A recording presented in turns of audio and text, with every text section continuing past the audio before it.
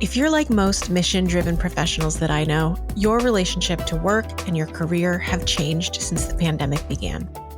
I'm Jenn Walker-Wall, career strategist, resume writer, and founder of WorkWonders Careers. This season, we're talking to mission-driven professionals to hear how their relationship to work, careers, and ambition have changed over the past couple of years. I hope you'll join us. Welcome to Reimagining Ambition. Do you remember those first few days and weeks when it seemed like the whole world had shut down? When we clapped as healthcare workers changed shift? When we thought we'd be living this way for just a couple of weeks? When we were all in it together? Yeah, that part feels like a distant memory for me too. I was curious to hear what people's experiences working in those initial periods looked and felt like. We were doing Zoom calls before it was a thing. We were really positioned well to make that pivot. And so in terms of how work continued to flow, we did regular check-ins, as we always did, via Zoom. It's just now, instead of being in a conference room and maybe talking to a colleague that's across the country, you're in someone's bedroom, you're in their dining room, their kids are walking around in the background, right? We were used to Zoom. We already had Zoom. We had Slack. We had all kinds of collaborative tools. We were used to sharing documents on Google Drive and having people make comments and mentioning people in various different places. Thankfully, most of us were already pretty familiar with the video meeting platform Zoom, but we were also learning to use it at a totally different scale. I used to use Zoom occasionally to meet with students who were studying abroad, but that was once or twice a month at most. And so I remember our last day in the office, a dear friend of mine, Javier, and I sitting down, practicing different Zoom formats with each other, setting up the waiting room, breakout rooms, appointment calendars versus office hours. We set up our office G-chat, which previously didn't exist, just trying to figure out all of these ways to create the community that our office had established to perhaps function in a remote world.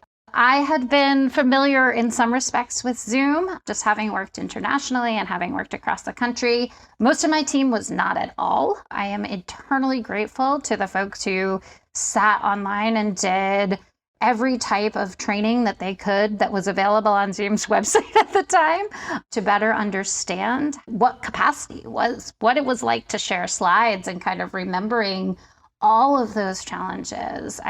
Now it feels like second nature. Most of us who were used to being in offices, labs, and classrooms were trying to figure out how to, you know what I'm going to say, right?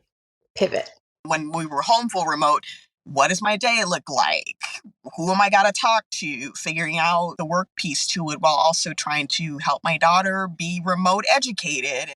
I would say it took me a couple weeks to get used to the mindset of working from home. And I was worried because I felt like I was being as productive as I could be, but there was nobody around to talk to, or I was getting used to that element because I live alone and I wasn't sure how to interact with people still. So at one point I was calling one of my colleagues once a week just to catch up. So I made the decision right away. I was going asynchronous because we were given the autonomy to choose.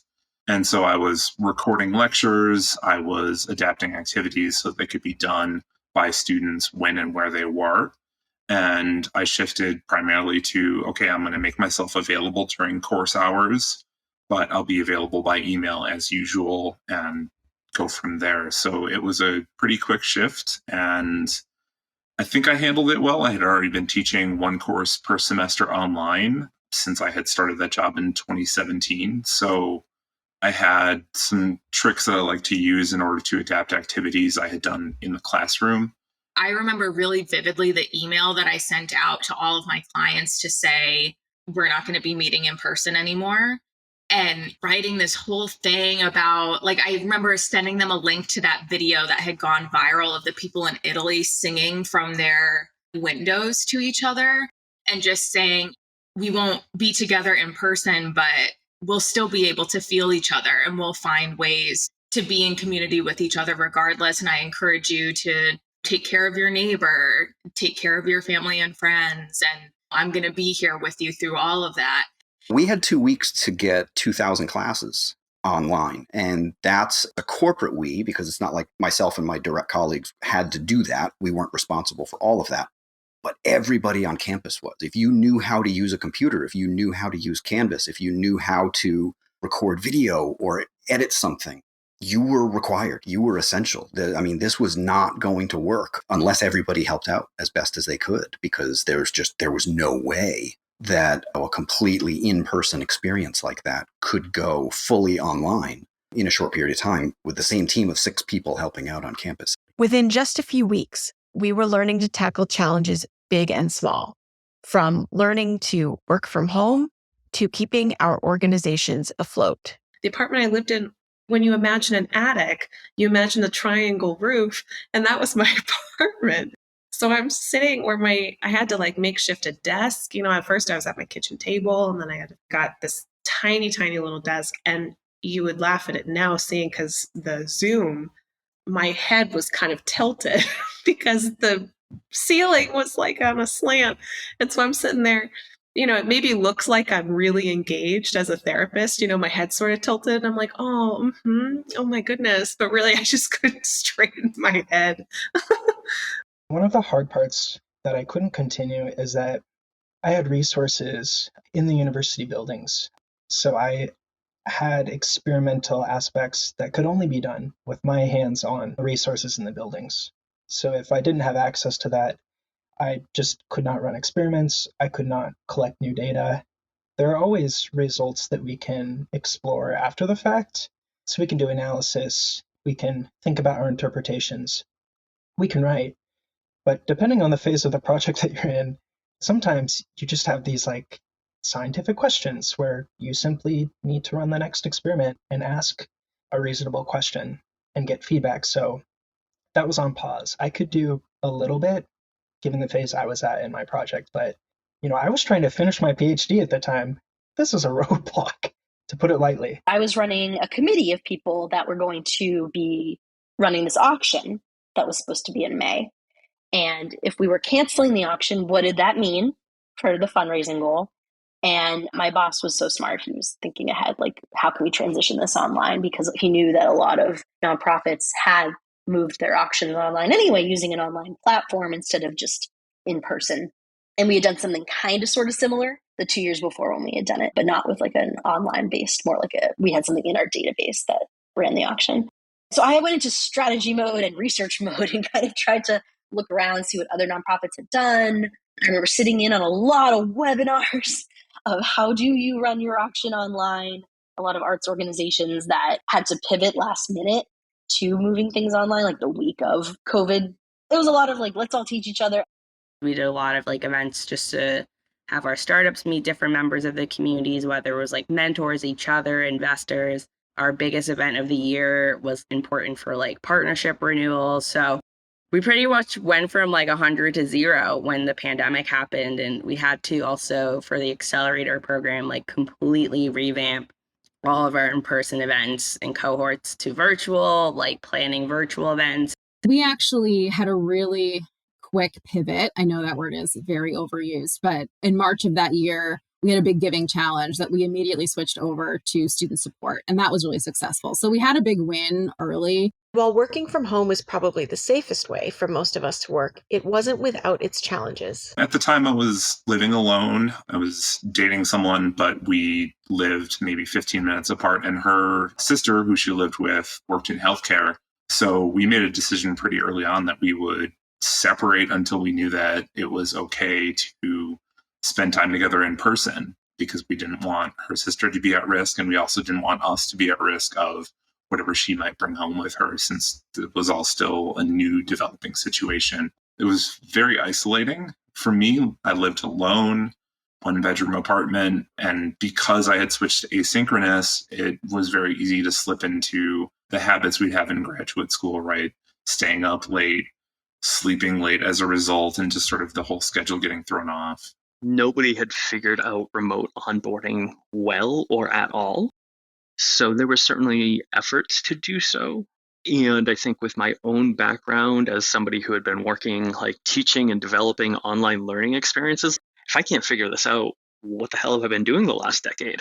I felt it very much on me entirely and being okay with that, but also thinking like there's a lot of other people that this level of responsibility feels outside the norm if a company is looking to foster and make its staff welcome and make its staff feel belong. So it felt hard. It also felt hard because I was starting to work with people who overwhelmingly relied on face-to-face interactions and the way things could be massaged and made more comfortable or information passed along informally in a face-to-face space. And so it felt like I had to struggle a lot to get information or to really know what was going on. So that was a challenge. I met with so many students during the first few weeks of the pandemic, incredibly talented students, but just were not prepared for online learning and or were facing circumstances in their quarantine situation that made it very difficult for them to be students. I had one student who was living in rural Wyoming with very limited internet connectivity, and so finding hotspots for her suddenly became a priority, or students who were trying to Zoom in from classes in a one-bedroom apartment with younger siblings, and, or I would Zoom with students and they were in their car because that was like the one quiet place. What happened, especially as a national program, maybe not every district closed down at the same time, but one by one, it was literally, I remember I was an executive director. There were other executives across the country as well. And we would get on a call and it would be like, my district's closed today. So maybe it was like one city in a state. And then the next day it was like, all my schools are closed. And you would hear ping, ping, ping, one by one. It was like dominoes falling until every last one of our schools was closed. Remember, we are a school-based program. Our fees came from those schools. So when there is no school in session and you're a service provider, they weren't paying out at that point. And so the organization really had to quickly think about how to both cut losses and minimize expenses, like almost overnight, right? There's no new money coming in. So really what the executive team decided to do pretty quickly, they told me by the second week in April that they were basically like, look, we are in a situation because of this happening where like, we can't pay you anymore. One of the interesting things to come from these conversations on that initial period was that this transition forced us to adopt new practices. And some of those were actually working better for us, personally and professionally. I kind of liked it more than teaching in person, simply because it was less stressful on me logistically. I'm a disabled person, so I do have mobility issues, but I'm pretty mobile. I am able to go places and commute from one place to another that's doable for me, but it's not easy for me necessarily. So the more I did it, for any able-bodied individual will be exhausted from working 8 hours in the coffee shop and then commuting into Boston. And I don't drive. So all of that was done through public transit. As you know, Boston is a tiny town, however, like relatively speaking. So but it's still like, it was literally and figuratively hard on my feet and legs, so, and on my body in general. So long story short, when I didn't have to do that part anymore and I could teach from my living room, that was in a way a relief, just for me selfishly, right? For the sake of my health, whatever was left of it. And of course, I was appreciating the fact that we could do this work remotely without having to commute physically, but also without having to endanger students and ourselves and anybody else by forcing ourselves to be in person like that. Because it was about theater and history of theater and culture, I always did incorporate, and I do, practices of accessibility and discussions about accessibility and the lack of accessibility in our world. So in teaching at that time, more accessible theater was done online and remotely because everything was remote. And that was a great opportunity for the students to learn about how actually we don't have to do everything in person, especially the performing arts, because even though some people get upset about like, oh, all these Zoom theater plays, blah, blah, blah, how stupid. And it's like, sure, but do you understand how many more millions of people around the world technically have access to this art now? That's part of the reason why I don't teach anymore, because I was at that point, I was just sick of explaining it. And there are many other reasons, obviously, but I do think that the idea and the practice of accessibility converged at the time, because it's one thing to be accessible in theory. It's another thing when you have to be accessible because there's no other way to do it. And then you realize, wait a second, as a society, you go, wait, we don't have to go into the office buildings to what? right? And I know it's been a discourse ever since, right? But for teaching in particular, accessible syllabi, accessible curriculum, accessible assignments, accessible note taking on so many levels was like, wait, we can do this? And the thing is, we could do this even before we had to do this, but we just didn't want to bother. And then we bothered, and it was great, I think, in that sense. I used to describe myself as very buttoned up with students. I think in part because I was kind of on the younger end, and so I wanted to, really establish some sort of authority figure role. And something about Zoom kind of dropped that, because at that point I was pregnant, which my students didn't know about because I wasn't totally showing. And then at that point you could only see, this much. But I was Zooming at home, and my dog usually sat on the couch next to me.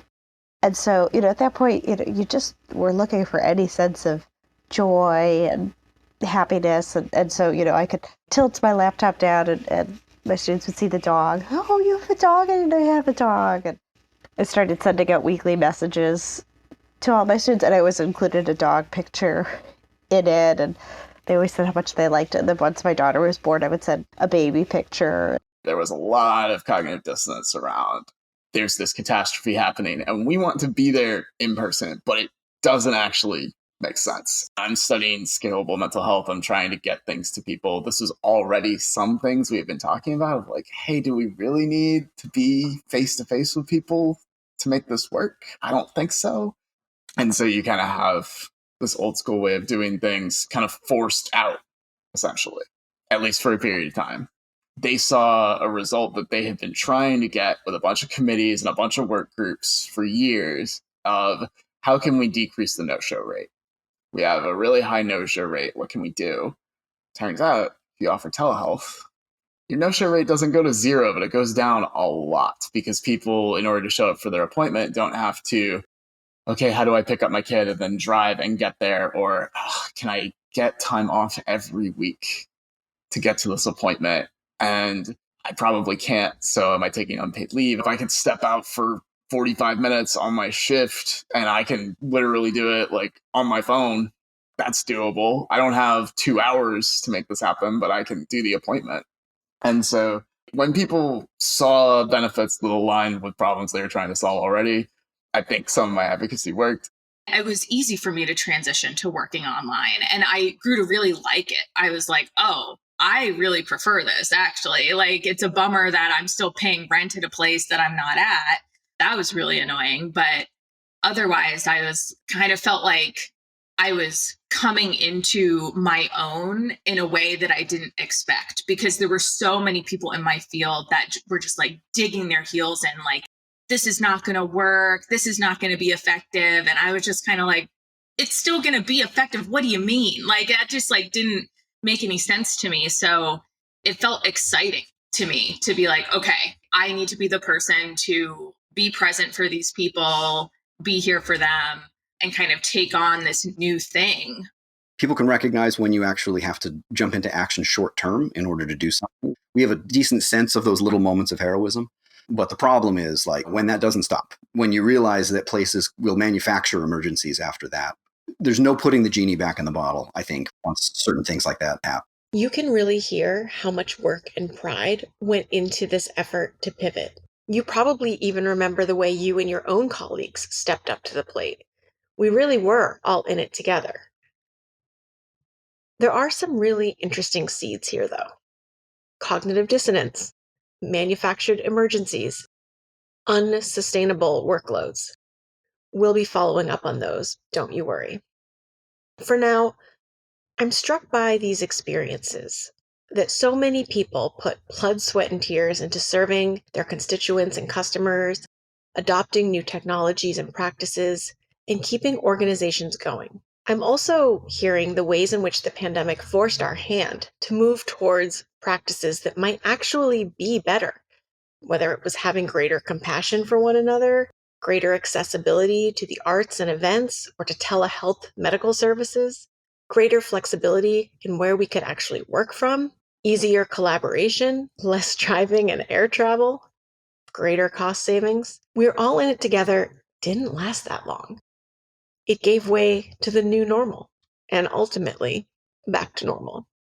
And while it's easy to understand that we'd all be eager for the pandemic to end, personally, I would have loved to have seen what might have been possible if we spent a little bit more time being in it together. Coming soon on Reimagining Ambition, we'll hear from self-employed professionals, parents and caretakers, and talk about the so-called Great Resignation. Lucy was, 2 months old. I started to get a better sense of her wake windows and sleeping and, what could I reasonably accomplish during these different periods of time to set up a rough office calendar, but also prepping students for the fact that I will be working remotely with a newborn. So my camera might be off because I'm breastfeeding. I might have to just mute if she's crying too much, or just be prepared. But I also, in terms of, going back to work a little bit earlier, was very lonely, and I had heard that new mothers tend to feel lonely. Doing it during the pandemic was a level of isolation I couldn't have imagined. Around that time, my mom was pivoting from being in a clinical trial at Sloan Kettering in New York City to, for better or worse, she didn't do so well on the trial. She had too many side effects. So the silver lining was she transitioned care to a team in Connecticut, which ended up working out because she just wouldn't have been able to, once March came around, be seeking care in New York City. So that worked out, but really a good chunk of my weeks was made up of going back and forth to Connecticut, or if I wasn't there, I was dealing with managing some medication management, maybe corresponding with care teams, things like that. So any given day kind of had a good mix of the business hat, the mom hat, and the daughter/medical hat. My 5.5-year-old at the time was doing Zoom school for herself. My wife was doing Zoom school for her students. And my poor toddler was just crashing everybody's Zoom meetings in the house. And a lot of times the language in the online business space is like, once you get to 6 figures and you have a whole team, then you can take a month off. But I think everybody should still be able to have it. You shouldn't have to have a business team to say, oh, I need to take a month off. I need to have my own business to be able to do that. No, everybody should be able to do that. So I had a baby in March of 2021. Then another big transition that I made was realizing that I wasn't entirely fulfilled. And I thought to myself, is this something that I really want to continue to keep chipping away at? I'd like to thank this week's guests for sharing their stories. In order of appearance, you heard today from Danielle Marshall, John Earhart, Vanessa R. Corcoran, PhD, Leah, Keisha Venson-Sheedy, Kate, David Failing, PhD, Emily Kinchy, MSW, Olivia Montgomery, Kyle Ireton, PhD, Natalie Cantave, Sarah C., Lance Eaton, Jessica Freeman, Irina Anna Rose, Michael Malarkey, PhD, Aileen Axtmeyer, Jordan Maney, and Sarah Marion. You can learn more about all of our guests on our website, reimagining-ambition.com. Thanks for joining me this week on Reimagining Ambition. Hit subscribe wherever you're listening to this podcast so you don't miss a single episode.